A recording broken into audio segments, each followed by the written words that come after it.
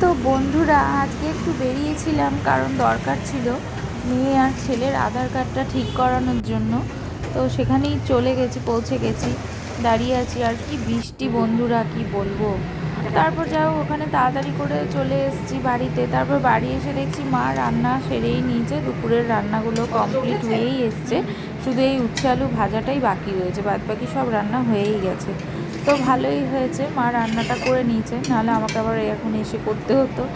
তো রান্না হয়ে গেছে, ভালোই হয়েছে।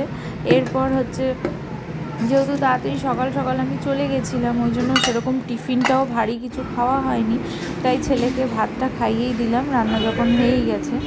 তো তারপরে খাওয়ানোর পরে মা এদিকে কাজগুলো সেরে নিচ্ছিল, বাসন টাসন ধুয়ে নিচ্ছিল। এই এতগুলো বাসন সব ধোয়া হয়ে গেছে, আর লাস্ট কড়াইটাও ধুয়ে নিল মা।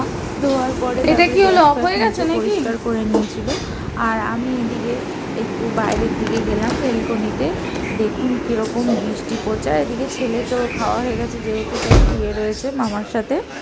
আর আমি একটু বেলকনিতে গেছি, দেখুন কেমন বৃষ্টি হচ্ছে। সেই আমরা সকালে গেছি তখন থেকে শুরু হয়েছে বৃষ্টি, কন্টিনিউ আমাদের এখানে বৃষ্টি হয়েই যাচ্ছে।